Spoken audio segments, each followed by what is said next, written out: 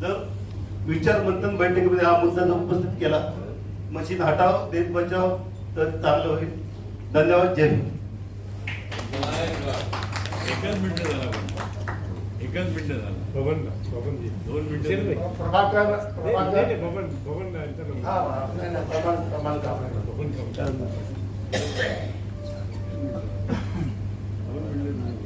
शांतता व संपन्न मंच विचार मंथनच्या बैठकीला उपस्थित करून व्यासपीठ उपस्थित झाले बंदवत करेल. मी या ठिकाणी कमी वेळेत बोलतो. देशामध्ये वेगवेगळ्या प्रकारचे अत्याचार 2014 पासून सुरू झाले. त्याच्यामध्ये विशेष म्हणजे प्रोटेस्टंट ख्रिश्चनच्या विरोधामध्ये देशामध्ये खूप मोठी एक मुवमेंट त्या ठिकाणी चालू आहे. आपल्याला माहिती आहे ख्रिश्चनच्या बाबतीमध्ये की रोमन कॅथलिक आणि प्रोटेस्टंट ख्रिश्चन हे 2 भाग त्यामध्ये आहेत. प्रोटेस्टंट ख्रिश्चन म्हणजे फॉदर ऑफ जीसस, जे येशूला मानणारा वर्ग. या महाराष्ट्रामध्ये जवळपास 40 लाख लोक प्रोटेस्टंट ख्रिश्चन लोक आहेत. उत्तर प्रदेशमध्ये 1.5 करोड आहेत. बिहारमध्ये जवळपास 40 लाख लोक आहेत. आता ही सत्ता जी आली, आजकाल या ज्या ठिकाणी कुठं प्रयत्न चालू असेल त्या ठिकाणी जाणार, तिथे त्यांच्यावर अटॅक करणार आणि त्या लोकांना अरेस्ट करणार की धर्मांतर केले. उत्तर प्रदेशमध्ये मी आता गाझियाबाद मध्ये गेलो होतो. उत्तर प्रदेशमध्ये घरामध्ये प्रेयर करत असेल म्हणजे एक कुटुंबिक प्रेयर चालू असेल, म्हणजे आई वडील मुलं त्यांचा भावाची मुलं असतील, तिथे येऊन त्याला अटक केली जाते. धर्मात काय आरोप काय आहे? तुम्ही धर्मांतर करताय. कुणाचं धर्मांतर करताय? परिवार बसून जो प्रार्थना करतो धर्मांतर कोणा झालंय? धर्मांतर कसं झालं ते तक्रार नाही. आणि एक आणखी एक किस्सा सांगतो तुम्हाला की देशाच्या कोर्टाची परिस्थिती काय आहे, न्यायालयाची परिस्थिती. अश्विनी उपाध्याय नावाच्या माणसाने एक कोर्टामध्ये सुप्रीम कोर्टामध्ये PIL केली. त्याचं असं म्हणणं आहे की मोठ्या प्रमाणामध्ये धर्मांतर होत आहे आणि लव जिहाद होते. धर्मांतर मोठ्या प्रमाणात होत आहे म्हणून धर्मांतर विरोधी कायदा संपूर्ण देशामध्ये यावा अशी त्यांनी त्या ठिकाणी प्रयत्न त्या ठिकाणी केलेली आहे. सुप्रीम कोर्टाने त्याच्यामध्ये काय उल्लेख केला पाहिजे? सुप्रीम कोर्टाने सरकारकडून अहवाल मागवला, सरकारने पण लवकर अहवाल दिला आणि सुप्रीम कोर्टाचे जज श्रीमान शहा यांनी अशी स्टेटमेंट दिली की धर्मांतर जो आता ज्याप्रमाणे चाललेला आहे तो देशाच्या सुरक्षेला धोका आहे. आता हा 2.3% समाज हा देशाच्या सुरक्षेला कुठल्या प्रकारे धोका होईल हे काय आम्हाला कळत नाही. त्याच्यानंतर आपण बघितलं, आम्ही त्या ठिकाणी मी ज्या कोर्टाच्या त्या PIL मध्ये आम्ही इंटरव्ह्यू केलं. मी माझ्या त्या ठिकाणी इंटरव्ह्यू आम्ही असं म्हटलं की जर धर्मांतर होतोय असं म्हणताय तर मग किती लोकांनी तक्रार केली की माझं धर्मांतर झालंय, याचाही कोर्टाने विचार करावा. छत्तीसगड ख्रिश्चन फोरमचे अध्यक्ष आहेत, त्यांनी म्हटलं की उलट आमच्यावरती अन्याय होतोय, आमच्या लोकांना जेलमध्ये टाकलं जातंय, त्याचा विचार व्हावा. आणि केरळच्या एका व्यक्तीने असं म्हटलं की मी ब्राह्मण होतो, संविधानाच्या आर्टिकल 30-25 च्या अनुसार मी धर्म स्वीकारला, कायद्यानुसार स्वीकारला, मला कायद्यानुसार स्वीकारता येत असेल तर इतर लोकांनी स्वीकारलं त्यामध्ये गैर काय असं त्या ठिकाणी म्हटलं. सुप्रीम कोर्टाने म्हणजे सरकारचाच नुमायंदा त्या ठिकाणी सुप्रीम कोर्टामध्ये जाऊन एक कुठेतरी वेगळा कायदा निर्माण करण्याचा त्यांचा प्रयत्न होता. आपण त्या ठिकाणी अशा ज्या प्रयत्न असतात त्याला आपण न जुमानता त्याच्यामध्ये आपण इंटरव्ह्यू केलं पाहिजे. हा माझा या ठिकाणी आजच्या तारखेला माझं मत आहे. आम्ही त्या ठिकाणी जेव्हा आम्ही इंटरव्ह्यू केलं, आमच्या नंतर मग ADF, EFI अनेक संस्था त्या ठिकाणी इंटरव्ह्यू केल्यानंतर कोर्टाच्या लक्षात आलं की अश्विनी उपाध्याय हे हिंदू काहीतरी कुठेतरी एखादा विषय आणतात आणि देशामध्ये धार्मिक संघटना निर्माण करतात म्हणून त्याला बाहेर करण्यात एक संपूर्ण केस जी आहे ती त्या ठिकाणी येतात. दुसरी गोष्ट अशी आहे की प्रोटेस्टंट ख्रिश्चन लोक जे होते जे आहेत ते मतदान करत नव्हते. ज्या दिवशी इलेक्शन असेल, ज्या दिवशी मतदान असेल त्या दिवशी कुठं पिटली जायचं, एक होल डे प्रेयर करायची, असं ते ती परंपरा चालू होती. आम्ही त्या ठिकाणी असं आम्ही आपण 2-4 वर्षापूर्वी मुवमेंट सुरू केली की आपण जर मतदान नाही केलं तर 81 शक्ती खुर्चीवर बसेल आणि 81 शक्ती जर खुर्चीवर बसले, अनवॉन्टेड लोक जर खुर्चीवर बसले तर आपल्याला त्रास होणार. म्हणून एक मोठी मुवमेंट आपण सुरू केली. म्हणजे आपल्या जवळजवळ 10-12 सभा आपण केल्या आणि तळवाई साहेब त्या सभेमध्ये होते.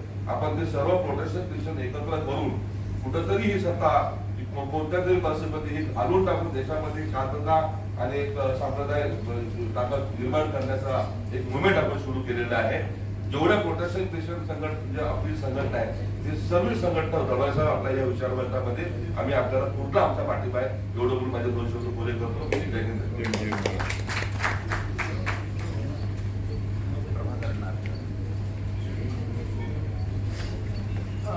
प्रभाकर नारकरांचा मुलगी प्रभाकर नारकर हे मुंबई जनता दलाचे अध्यक्ष आहेत, आमचे परम मित्र आहेत, पत्रकार अतिशय सिनियर असे ज्येष्ठ पत्रकार इथे आहेत आणि अनेक तऱ्हेच्या मोमेंटमध्ये ते काम करत असतात आणि खास या बैठकीसाठी आलेले आहेत. त्यांना मी विनंती करतो तुम्ही 2 मिनिटात काय बोलावं आपण? नाही, नाही, आता नाही, त्याच्यामुळे मी आणि इतक्या जाहीर याच्यावरती बोलावं का हाही माझ्या दृष्टीने प्रश्न आहे. जर आपल्याला काही ठरवायचं असेल तर मोजक्या लोकांनी बसून ते ठरवलं पाहिजे, मग ते विस्तारत नेलं पाहिजे असं मला वाटतं. तर त्यामुळे माझ्या डोक्यात ज्या काही कल्पना आहेत त्या उशेंद्रबाईंशी म्हणजे त्यांनी जर मला कधी विचारलं तर नक्की मी त्यांच्याशी हे करेन, संवाद करेन आणि आपण की आपण म्हणजे आपली संख्या खूप आहे, आपण रोज 15 मिनिटं जर वेळ द्यायचा प्रयत्न केला ना अगदी सोशल मीडियासाठी, तरी यांचा जो काही अपप्रचार आहे तो सुद्धा हाणून पडला. आम्ही तसा एक प्रयत्न करतो की साधारण महाराष्ट्रामध्ये माझं टार्गेट आहे की आमचं टार्गेट आहे की 1000 लोकांनी रोज काम करावं 15 मिनिटं. एक माणूस 15 मिनिटांमध्ये 5-25 हजार लोकांपर्यंत पोहोचू शकतो. पण आपण द्यायला वेळ तयार आहोत का?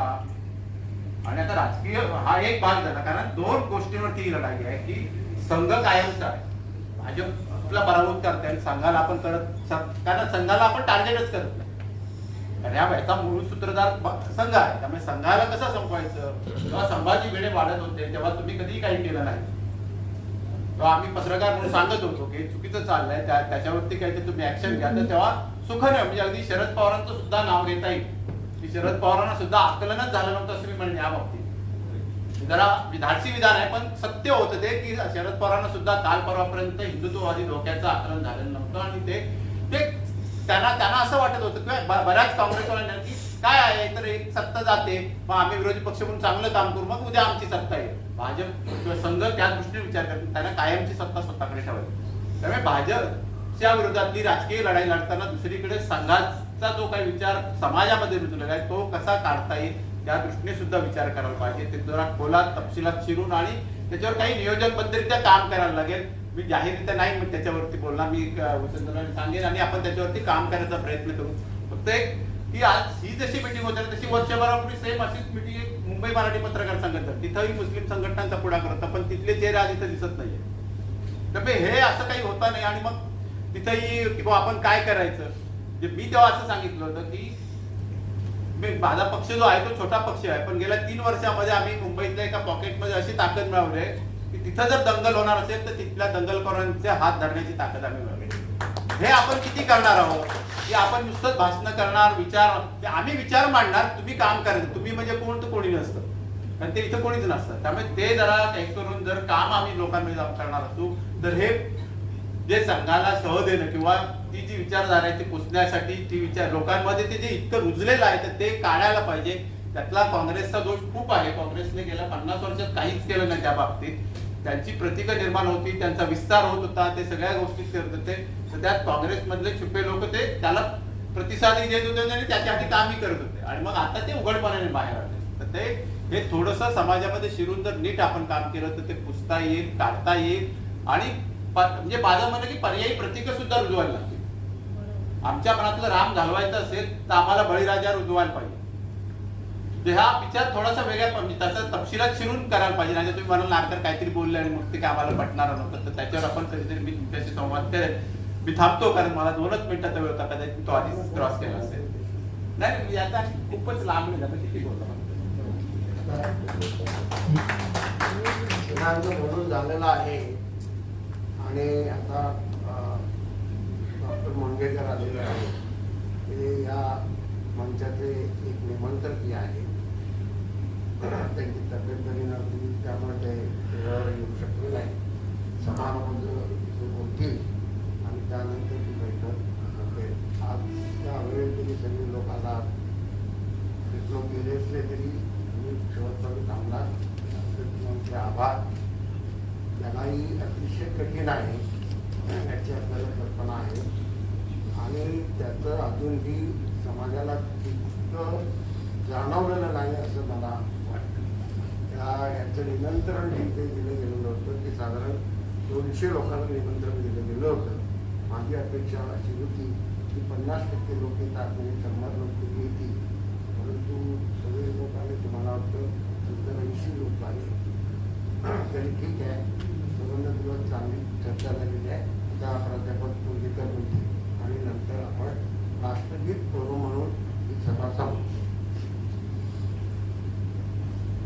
साथियों, क्षमा मांगने का तो मुझे अधिकार नहीं है क्योंकि एक ऑर्गेनाइजर होने के नाते मैं इतना लेट आया हूँ कि it was just impossible to come. और हर एक टाइम या आधा घंटे के बाद मैं पूछता था कि मीटिंग कैसी चले, लोग कितने आए वगैरह वगैरह. एक बात जो अभी दलवाई साहब ने कही उसके बारे में मैं शुरू में आपको सब लोगों को बताना चाहता हूँ. ये वे forum for peace and harmony निकालने की जब चर्चा हुई एक 15 दिन के पहले, तो ऐसा तय हो गया कि आज जो सिचुएशन देश में है उसका हिस्टोरिकल एनालिसिस कर सकते हैं. कोई कौन सी बात की जिम्मेदार है, किसने क्या किया, और उसमें बहुत सच बातें हैं. आज का एक बात महत्वपूर्ण जो है कि सिचुएशन इतनी घड़ी उठ जाती है कि इस स्थिति को मुस्लिम समाज ने खास करके कैसा रिएक्ट होना चाहिए, that is the issue of the discussion.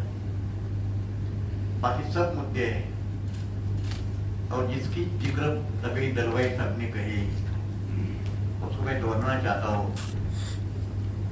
I am not happy the way people responded to this meeting. जिस तरह से उम्मीद हम करते थे कि जिसकी बात उन्होंने कही, मैं समझता हूँ कि दोनों कम्युनिटी में, दलित कम्युनिटी और Muslim community, both of them have not understood the reality of the gravity of the problem. I am very sorry to say this. और इसके बारे में आपकी क्षमा मांगने की मुझे कोई आवश्यकता नहीं है, क्योंकि जब हम 8वीं कक्षा तक मुस्लिम समाज के और माइनॉरिटी के social justice, schedule caste, schedule tribe, OBC सब लोगों के बच्चों की 8वीं कक्षा तक स्कॉलरशिप बंद की सरकार ने और 9वीं 10वीं कक्षा में स्कॉलरशिप शुरू रखी. तो ड्रॉप आउट रेट ज्यादा से ज्यादा जो है दलित कम्युनिटी में और खास करके मुस्लिम कम्युनिटी में वो 8वीं कक्षा में है. 5वीं कक्षा तक है 30%, 8वीं कक्षा तक है समझो कम से कम 60%. तो 9वीं और 10वीं कक्षा में स्कॉलरशिप रखने का कोई मतलब ही कोई नहीं है, क्योंकि वहां तक पहुंचते ही नहीं है. इस्लाम जिमखाने एक यहाँ बहुत बढ़िया खाना देते हैं, today I miss that unfortunately. But Islam जिमखाने तक आने के लिए एक गाड़ी को, टैक्सी को, बस को पैसा चाहिए ना. तो जिमखाने में खाना अच्छा मिलता है का मतलब कोई नहीं है जब तक वहां तक पहुंचने के लिए पैसा नहीं है. एक मोर्चा मैंने निकाला, एक 200-150 लोग थे, बहुत कोशिश की, people did not respond. And let me tell you very frankly, if Muslim community behaves in this way itself, situation बहुत गरीब हो जाए. इसका दूसरा मतलब ये है कि बाबरी मस्जिद का डिमोलिशन होने के बाद जो हम बातें करते थे कम्युनल राइट्स की, भारत की राजनीति की जो कक्षा है, जो दिशा है, वो बदले. Earlier, before Babri Masjid demolition, that the darkest moment in Indian history. आजादी के बाद यदि भारतीय राजनीति के इतिहास में यदि कोई भी सबसे अनफॉर्चुनेट ब्लैक डे होगा, it was 6 December 1992, the day RSS and संघ परिवार demolished बाबरी मस्जिद. हम लोग जिस लोग मुस्लिम कम्युनलिज्म के बारे में बोलते हैं उनको ये मालूम होना चाहिए, कम्युनलिज्म मुसलमानों का हो, दलित का हो, क्रिश्चियनों का हो, मुस्लिम लोगों का हो, we must condemn communalism to their name, there is no doubt about it. But reality ये है कि मुस्लिम कम्युनलिज्म जो पहले लोग बोलते थे मुस्लिम खतरे में है, कुछ भी जरा बातें हुई मुस्लिम खतरे में, देखो तो उल्टी स्लोगन. वेदर मुस्लिम खतरे में है ये नहीं है, लेकिन communal leadership of Muslim community always was giving the slogan अपनी लीडरशिप रखने के लिए, जैसा कोई राजकीय पक्ष लोगों ने मुस्लिम को एक तरह में रखने का काम किया, उसी तरह कुछ भी हो मुस्लिम खतरे में। आफ्टर 1992 आप ये स्लोगन नहीं सुनते कि मुस्लिम खतरे में है। इसका मतलब ये कि मुस्लिम रियलाइज कि यदि 450 बरस के बाबरी मस्जिद डिमोलिश कर सकते हैं, तो उसी टाइम लोगों को मालूम था कि बाबरी मस्जिद होगी, मथुरा होगा, काशी होगा, ये सब हम देख के आए। मथुरा में एक बार कृष्ण का मंदिर है, फिर एक दीवार है और दूसरी वहाँ मस्जिद है। काशी में हम गए थे, वहाँ देखा एक दरी गए। समझो ऐसी बात है कि 50% जो मस्जिद है वो पहले मंदिर थे और 50% जो मस्जिद जो मंदिर है उसमें चर्च है। इसका मतलब ये होता है कि जो मुस्लिम जो मस्जिद है और चर्च है वो अभी डिस्ट्रॉय करेंगे।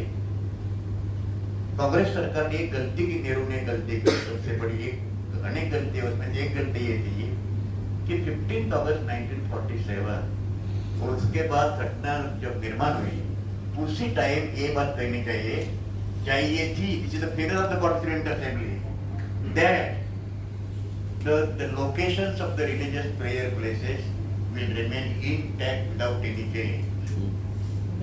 नहीं हुआ, यूनिफॉर्म सिविल कोड लाया नहीं, बात रखी सिर्फ वो यूनिफॉर्म सिविल कोड से 60% पॉलिटिक्स, इस देश का कम्युनल पॉलिटिक्स, तुमको ये लाने का नहीं था डायरेक्टिव प्रिंसिपल, तो रखने की कोई आवश्यकता नहीं थी। मेरा कहने का मतलब ये है कि सिचुएशन बहुत ही गरीब जा रही है और हमका कल जो सेवा सब समिति ने जो मीटिंग ली थी उसमें बहुत अच्छी चर्चा हुई कि सलोखा समिति बहुत बड़े 40-50 ऑर्गेनाइजेशन की महिलाएं, खास करके महिलाएं, यानी ये भरोसा सब लोगों को जहाँ महिलाएं नेतृत्व करते हैं दैट बिकम सक्सेसफुल। अभी उनके में साइकोलॉजिकल सोशोलॉजिकल रिजल्ट मैं नहीं जाता हूँ, लेकिन आफ्टर 1992 मुस्लिम खतरे में ये स्लोगन नहीं, स्लोगन ये है कि हिंदू खतरे में, कि 85 खतरे में है तो 15% कम्युनिटी को कितना खतरे में होना चाहिए? फिर ठीक 5 टाइम्स होना चाहिए ना। सिंपल मैथमेटिक्स देखेंगे तो ये जब दलवाई और हम 55 years we are working together, इसमें एक हमारा कहने का मकसद ये था किसी भी इतने प्रोवोक होने की बातें वो करेंगे। अभी उनका एक सबसे बड़ा हिडन एजेंडा ये है कि जो करते हैं आज हिमंता दास ने, वो आसाम का चीफ मिनिस्टर है, वो पहले कांग्रेस में था, तो प्रभाकर नारकल जी बोलते थे अभी कि अभी लोग खुले खोले आते हैं, तो मैंने मैडम ने सोनिया गांधी को मैंने कहा था कि कांग्रेस कैसी अपने ओरिजिनल पोजीशन से डर रही है। कांग्रेस पहले से डर रही थी थोड़े, लेकिन अभी तो ढलने का उनका जो स्पीड था, तो उन्होंने क्या किया, आई हैव क्लोज 600 मदरसा। ये आदमी पहला कांग्रेस में था और मेरा ये है, मुझे अर्ज है कि आसाम में एक भी मैं मदरसा में नहीं रखूंगा, ठीक है। तो मैं उनको ये पूछना चाहता हूँ, लोगों ने पूछना ही चाहिए जो सेक्युलर है, ये सब मदरसा निकाल कर बंद करने के बाद आप दूसरे अच्छे स्कूल तैयार करेंगे, पब्लिक स्कूल जो मदरसे में जाते हैं, तो कम से कम 150 मदरसा मैंने देखे जब मैं प्लानिंग कमीशन में था। ओडिशा में देखे, जयपुर में देखे, राजस्थान में, मध्य प्रदेश में देखे। सवाल ये है कि और क्या बोलते हैं इसमें, इसकी दखल ले क्यों नहीं लेते? उसका अगला सेंटेंस ये है, सब बांग्लादेशी यहाँ आते हैं। यदि इतना बोलेंगे कि मैं सब मदरसा बंद करूंगा तब कुछ लोग रिएक्ट करेंगे, लेकिन अगला सेंटेंस ये है, इतने बांग्लादेशी लोग यहाँ आते हैं कि हमारा जो सॉवरेनिटी जो कल्चर है वो खतरे में। इसका मतलब क्या है, लोगों को ऐसा लगता है बांग्लादेश से आने वाले लोगों के मदरसा बंद करते हैं, तो अच्छा करता है काम। पॉलिटिक्स की राजनीति का जो भाषा जो होती है वो भाषा किधर गया, बम्बई गया, क्या खाया, बिरयानी खाया, that is not the language. Politics is so subtle, इतना डिस्गाइज रहता है, इतना कंसील्ड, इतना छपा हुआ रहता है कि nobody knows exactly what one wants to say. तो मैं संक्षिप्त में यह कहूंगा कि जहां जहां दलित, मुस्लिम, क्रिश्चियन, खास करके ये 3 लोगों के ज्यादा सवाल है. सिख इज माइनॉरिटी, लेकिन Sikh they say it is a separate sect of Hinduism. Jainism separate sect of Hinduism. Buddhism separate sect of Hinduism.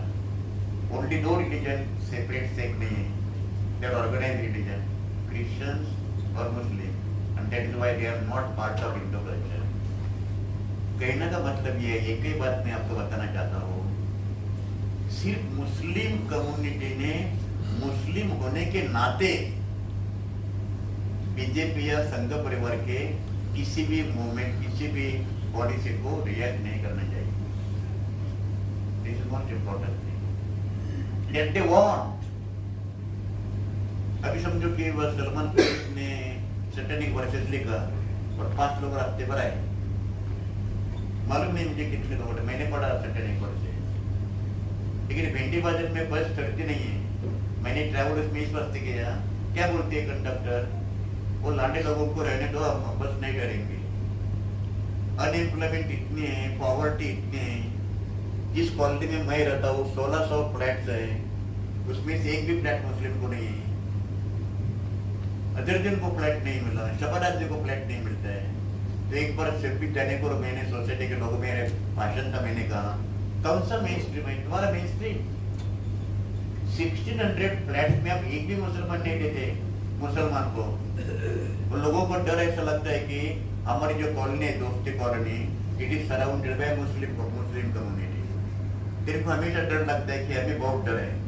मैं बोलता हूँ तुम ज्यादा सुरक्षित है वहाँ मुस्लिम होने के कारण, क्योंकि एक भी कम्युनल राइट हो जाएगा तो मिलिट्री 5 मिनट में मिलिट्री आएगी वहाँ to protect that colony and to butcher the Muslim. हम ये कहते थे कल कि कम्युनलिज्म के बारे में गलत फहमी लोगों में मन में है.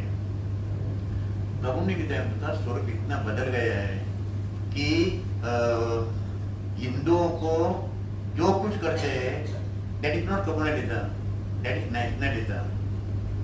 हिंदुत्व लोगों को जो पसंद जो भी आता है लोगों को, इसका मतलब ये है जो कम्युनलिज्म जिसको हम कहते हैं Hindu communalism, that is they are considering Hindu nationalism. और अम्बेडकर जी ने एक कहा था, अभी ये तात्काल में उसका हिंदी नहीं कर सकता हूँ, unfortunately Indian nationalism has developed a new doctrine monopolizing entire political power in the hands of a majority is called nationalism, and demand for sharing political power by any community is called communalism. किसी भी एक community ने, यानी Hindu majority community, majority minority के difference political science में क्या है, आज मेजोरिटी कल माइनॉरिटी, ये नहीं है.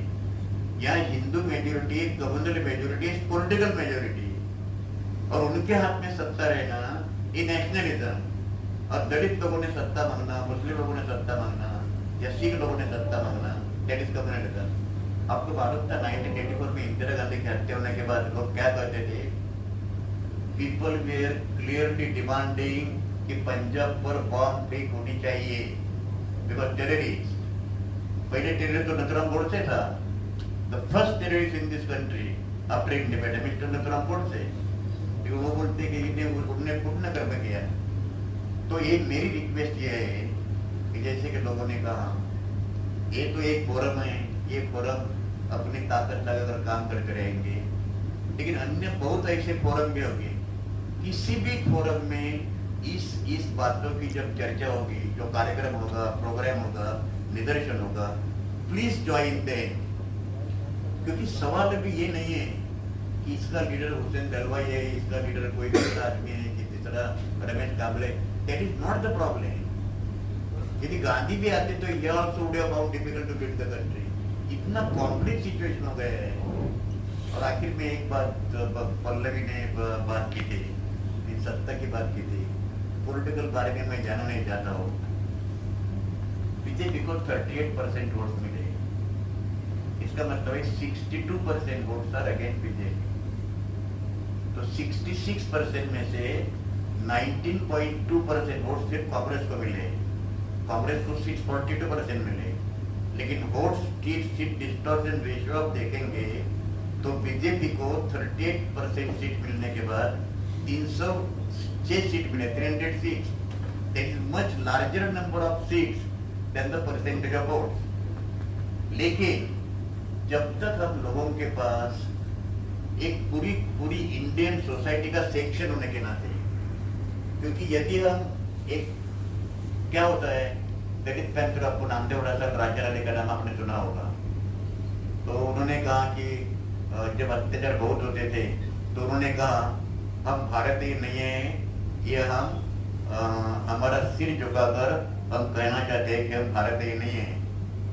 वाईडी फड़के जैसे बड़े विचारवंत जो महाराष्ट्र में माने जाते हैं, उन्होंने कहा ये लोगों ने देश छोड़ना चाहिए क्योंकि वो भारतीय नहीं है।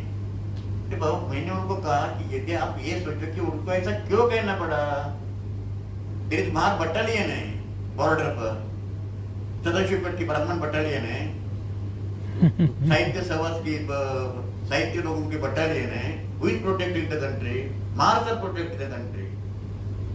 तो सवाल ये है कि किसी भी हद तक कोई भी मोर्चा हो, कितने भी लोग हो, जहां जहां ऐसे प्रयत्न होंगे महाराष्ट्र में, हम तो देश की बात नहीं कर सकते क्योंकि यहाँ भी हम इतने प्रयत्न कोशिश करने के बावजूद भी, excuse me, I am very sorry, 10 times मैंने फोन किया, 10 टाइम्स। अभी एक पर्सनल एक कमिटमेंट थी, इस वक्त को तो जाना पड़ा, नहीं तो मेरी शादी के दिन पे मैं मीटिंग में 12 बजे और लोग खाना खा रहे थे। Every moment I was asking how many people have come, तो 40, 45, अभी खाना में 50 है, अभी खाना खाने के बाद 30 चुकाएंगे। इस तरह से हम कम्युनलिज्म का, बीजेपी का, आरएसएस का मुकाबला हम नहीं कर सकते। प्रभाकर नारकर ने एक बहुत अच्छी बात की, कुछ ना कुछ एक बहुत पैमाने पर एक सच्ची कमिटमेंट, कोई भी एक टाइम देना पड़ेगा, कमिटमेंट करनी पड़ेगी, थोड़ा सैक्रिफाइस करना पड़ेगा। इनके पास थोड़ी इकोनॉमिक रिसोर्सेज है, उनको ये देने पड़ेंगे अलग अलग लोगों की बजट देकर। लेकिन यदि मैं आपको बोलना चाहता हूँ, यदि 2024 में फिर सत्ता पर लोग आ गए, अभी सत्ता पर ये जो अभी नहीं है वो लोग आएंगे, वो क्या करेंगे उसके बारे में मैं नहीं बोलना चाहता हूँ। पर यदि ये लोगों को यदि हटाना होगा तो बहुत तैयारी करनी पड़ेगी, बहुत सोचना पड़ेगा, बहुत एक्शंस करने पड़ेंगे। और एक अकेले 2, 4, 5 आदमी का काम नहीं है। एक पूरी एक quit India movement, BJP quit India, इसी तरह का एक बहुत बड़ी राजनीति करनी पड़ेगी। और उसके लिए जो जो भी करना पड़ेगा उसके लिए हम तैयार रहना चाहिए, तभी हम उनको हरा सकते हैं। धन्यवाद। ये आभार प्रदर्शन नदाब भाई करेंगे, उसके बाद राष्ट्रदूत होकर हमारी मीटिंग समाप्त करेंगे। शांतता सद्भावना मंच के इस विचारपीठ पर पिछले 3-4 दिन से हम 200-250 लोगों को यहाँ पर बुलाने की कोशिश की। अलग अलग संगठन के लोग थे, अलग अलग विचारधारा के लोग थे। इसके बावजूद आप सब लोग दिन भर इस विचार मंथन प्रक्रिया में अपना सहभाग किए, इसलिए मैं आयोजक की ओर से आपका सबका शुक्रगुजार हूँ। लेकिन मैं 2 बात इस आभार प्रदर्शन में कहना चाहता हूँ।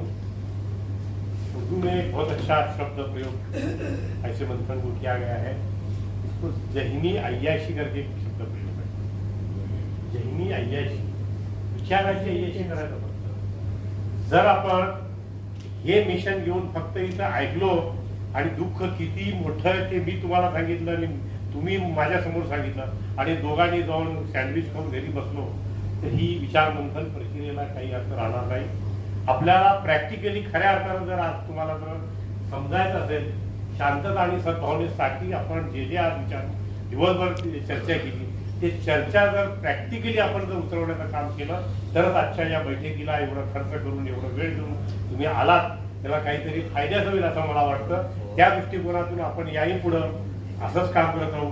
जिल्हा पातळीवर विभागीय पातळीवर पल्लवीनं सांगितल्याप्रमाणे आपण ते कृतीशील असा कार्यक्रम आखू आणि त्या कृतीशील कार्यक्रमाच्या वेळेला आपण सगळ्यांनी पुन्हा एकमताने एकत्र येऊन काम करू अशी अपेक्षा बाळगतो. आणि आपण सगळ्यांनी इथं उपस्थित राहिलात त्याबद्दल सगळ्यांचं आयोजकाच्या वतीने आभार व्यक्त करून मी माझा आभार संबोधतो. जय हिंद जय महाराष्ट्र. आता राष्ट्रगीत होईल.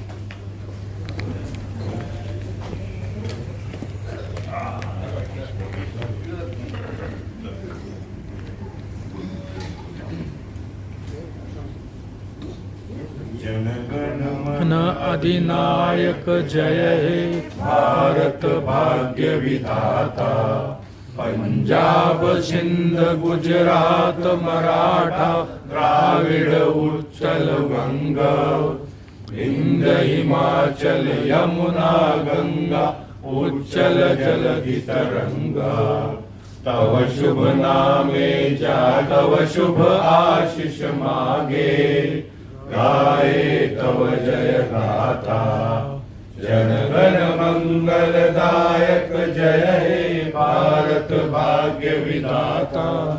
जय हे जय हे जय हे जय जय जय जय हे.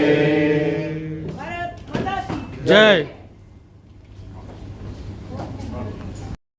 गुड रीड इंग्लिश उसमें काफी है मतलब right from the birth of earth up to today's human being बहुत अच्छा है. तो इसमें ये पूरा है. We are all originally we owe our genes to the. ये उनके दिल की किसी गहराई से ये शेर निकला कि लोग टूट जाते हैं घर बनाने में, तुम तरस नहीं खाते बस्तियां जलाने में. लिहाजा ये शेर इस तरफ इशारा कर रहा है कि ये एक ऐसे शख्स का घर जो हमेशा एक बहुत मशहूर पोएट रहा, जिसने हिंदू मुस्लिम एकता के लिए, देश की अखंडता के लिए बहुत शेर जो है बहुत अच्छी तरह से पूरी दुनिया भर में उसको बुलाया गया. ऐसा मशहूर शख्स जो जिसके ऊपर कोई मजहब का लेबल नहीं था, उसका भी घर जला गया. तो आम लोगों का क्या हाल हुआ है, कैसी बस्तियां जली होगी. ये सारी तारीख एक शेर के अंदर एक पूरी हिस्ट्री छुपी हुई है. लेकिन वो सब फसादात एक अचानक हुए, अचानक किसी वजह से खड़े हुए, लेकिन बाद में जो हुए वो प्लानिंग के साथ हुए, प्लानिंग के साथ किए जा रहे हैं.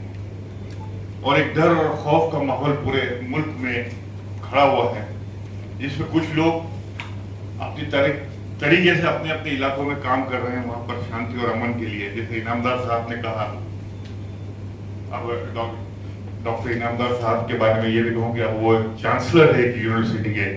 महाराष्ट्र में पहली एक माइनॉरिटी यूनिवर्सिटी कायम हुई है पुणे के अंदर. पिछली गवर्नमेंट ने उसका इजाजत दे दिया है. इस गवर्नमेंट ने इनको चांसलर के पोस्ट के ऊपर अप्रूव कर दिया है. और अगले साल से वो यूनिवर्सिटी, जिसके तकरीबन पुणे में 30 कॉलेजेस उन्होंने पहले ही बना रखे थे, वहां पर वो पिछले कई दिनों से 10-15 साल से भी ज्यादा हो गए जब उन्होंने पहली मर्तबा उस मुस्लिम बच्चियां जो बुर्के पहन के उन्होंने एक रैली निकाली शिव जयंती की सुबह में, जिसमें कई औरतें बुर्का पहन करके, दाढ़ी वाले लोग, टीचर्स, स्टूडेंट्स, एक मुस्लिम माइनॉरिटी इंस्टीट्यूट के जब निकले रास्ते पर हजारों की तादाद में, तो सारा शहर परेशान हो गया कि ये क्या हो रहा है. और सबसे ज्यादा परेशान मुसलमान हुए कि ये क्या दिमाग में उनके आया कि ये कैसा काम कर रहे थे. तो फतवा हमारे बुर्का पहन के लड़कियां शिव जयंती में आ गई, हमारे दाढ़ी वाले लोग जो अलग अलग फतवे जाएंगे, ये कुफ्र उनके दिमाग में कहां से आ गया, वगैरह वगैरह वगैरह. बहुत ताने मिले, दूसरों की तरफ से नहीं, मुसलमानों की तरफ से. लेकिन वो शख्स घबराया नहीं, हर साल वो ये निकालता रहा. सावित्रीबाई फुले के नाम से, फातिमा बीबी के नाम से, लोगों को जानकारी मिलती गई। बाबा साहब अम्बेडकर की रैली निकाली और ऐसे ऐसे जिस शिवाजी महाराज के नाम पे मुसलमानों को लड़ाया जाता था, हिंदू मुस्लिम दुश्मन के तौर पर पेश किया जाता था, उन्होंने ये रैली निकालकर शिवाजी महाराज को हाईजैक कर लिया मुसलमानों की तरफ। 10 साल के अंदर पूना के अंदर यह हाल हुआ कि उसकी वजह से एक अमन कायम हो गया। ये वो तुम्हारे महाराज नहीं थे, वो तो हमारे महाराज। उनके बाद उनके सारे पोस्ट, सारे इंपॉर्टेंट पोस्ट मुसलमानों के पास थे। उनके सारे मशवरे मुसलमानों के साथ होते थे। उनकी सारी फौज में मेजॉरिटी मुसलमानों की थी। उनके अंगरक्षक के अंदर मेजॉरिटी मुसलमानों की थी। ये सब बातें उनकी वजह से सामने आई और सारे शहर भर में हंगामा आहिस्ते आहिस्ते से मुसलमान पे खामोश हो गए, क्योंकि अमन चाहते थे। और अमन का तरीका जो है तारीख कॉन्फ्रेंस लेने से या स्पीचेस करने से नहीं होता, उसके लिए अमली तौर पर मैदान में उतरना पड़ता है। और वो बड़ा काम उन्होंने किया, लेकिन वो वहीं तक रहा, महदूद रहा पूना तक। पूना में अमन और शांति हो गई और उसकी वजह से तरक्की हो गई। पूना में मुसलमानों की भी तरक्की हुई, देश में बहुत बड़ी तरक्की, बहुत बड़े पैमाने पर इंडस्ट्रीज आए, बड़े पैमाने पर कंपनियां आई और सब हरा भरा माहौल है पूना में, सब खुशहाली जैसी माहौल है। सब अपने अपने काम में लगे हुए हैं, सब अपने काम में प्लानिंग कर रहे हैं। लेकिन मैं उनसे एक शिकायत ये भी रहेगी कि उन्होंने उसको पूना तक रखा। आप कितना भी काम कर ले, अमित शाह अपने एक मजमे में कह रहा था, एक मजमे में जो उनका पार्टी का ये था, मीटिंग थी, उसमें उन्होंने खुलेआम कहा कि आप उनको कुछ भी कर लेने लीजिए, हमारे पास 18 करोड़ लोग आईटी सेल से जुड़े हुए हैं।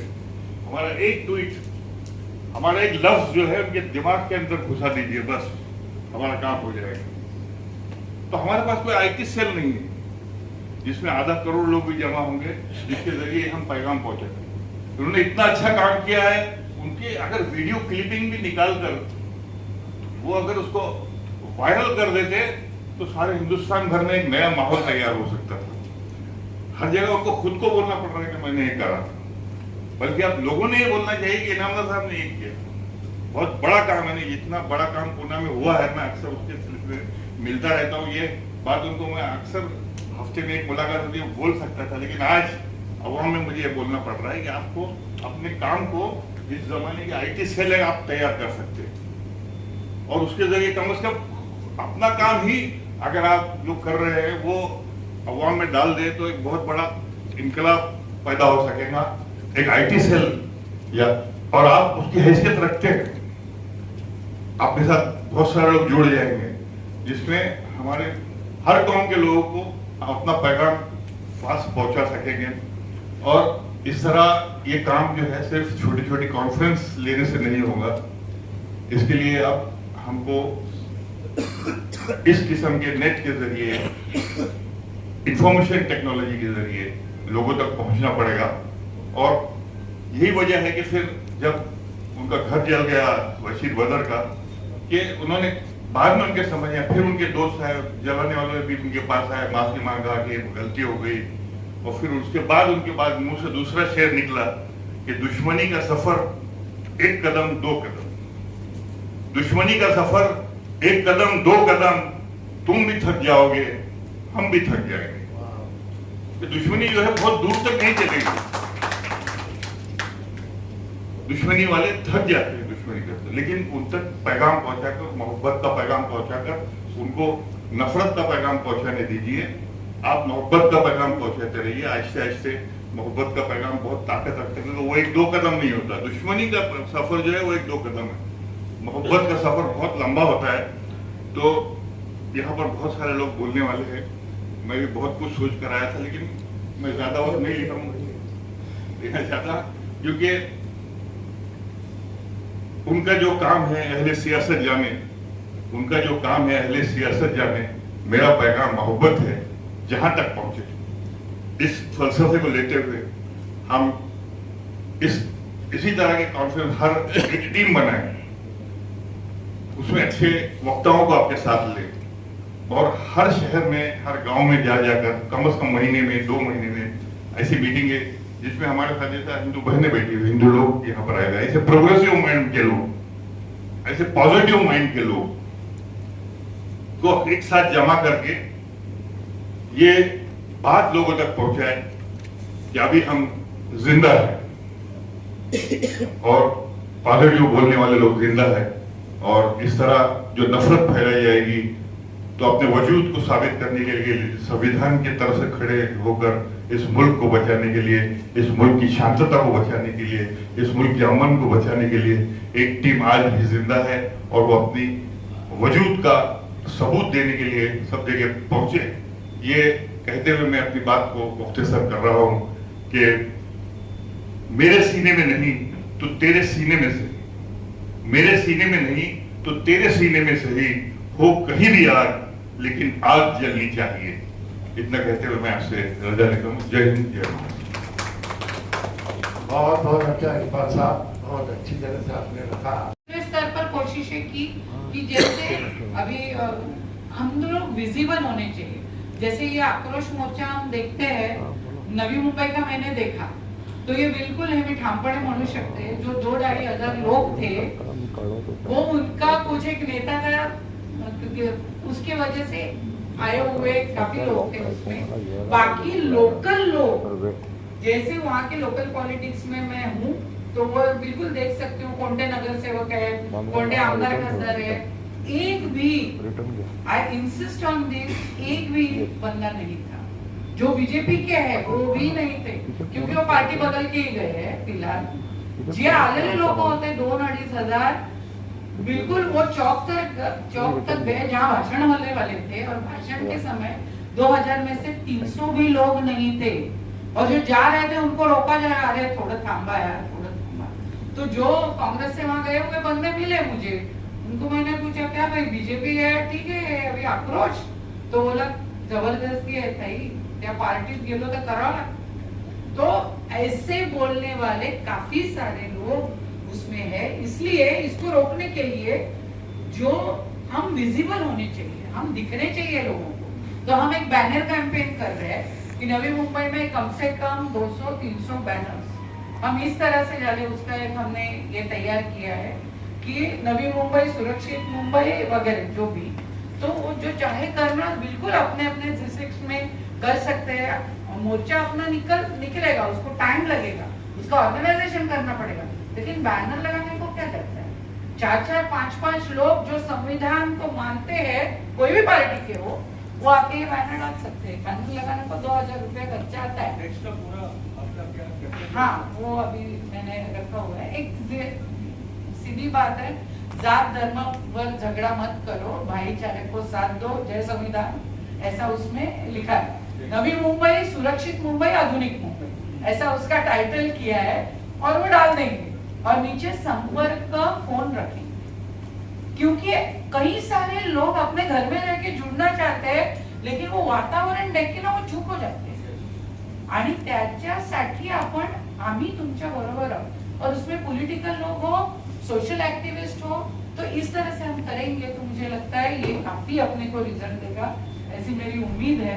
तो ये दोनों स्तर पर, एक तर सरकारी पातळीवर हे कसं थांबवता येईल, GR वगैरे सारख्या गोष्टी, आणि दुसरं म्हणजे बॅनर करून किंवा यासारख्या गोष्टी करून आपण विजिबल होणं, ये 2 चीज पे हम करेंगे। और मुझे इसमें लगता है कि जो माइनॉरिटी की से ज्यादा मेजॉरिटी कम्युनिटी में से हमारे जैसे जो लोग हैं, उनकी ये ज्यादा जिम्मेदारी है की हम इसमें अगुवाई करें, आणि आम्ही हे आताच्या वातावरणाच्या विरोधात आहोत हे आम्ही ठामपणे सांगण्याची गरज आहे असं मला वाटतं। त्या दृष्टीने आपण पुढे गेलो पाहिजे, एवढंच सांगतो। धन्यवाद, थँक्यू।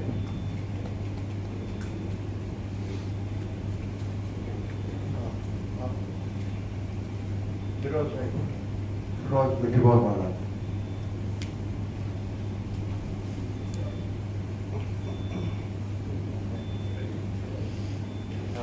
जी साथियों, good to see Priyanka after a long time। उन्होंने बहुत जबरदस्त काम किया, उसने मैं का इनिशिएटिव और उसी में जो मेहनत की है। आई थिंक लंच टाइम के बाद ज़्यादा लोग आएंगे, but that is not important. बात है कि ये संघर्ष आगे बढ़ना चाहिए। हम लोग ने पिछले कुछ चंद महीनों में काफ़ी प्रक्रिया शुरू हुई है। तो आई थिंक राहुल गांधी जी ने जो भारत जोड़ो यात्रा की, वो एक उसमें काफ़ी लोग यहाँ उसमें शरीक हुए थे। हम लोगों ने आंदोलन के स्तर पे नफरत छोड़ो संविधान बचाओ अभियान को 9 अगस्त को लॉन्च किया था। डॉक्टर डी पारिक और मेधा पाटकर के और तुषार भाई को लेकर उन्होंने पूरे देश भर में 300 से ज्यादा डिस्ट्रिक्ट में 75 किलोमीटर की यात्रा की और वो जनवरी 30 तक की पूरी एक कैंपेन हमारी देश भर में चली। उसमें जो कुछ समझा है कि नफरत की भाषा को नफरत से जवाब नहीं दिया जा सकता।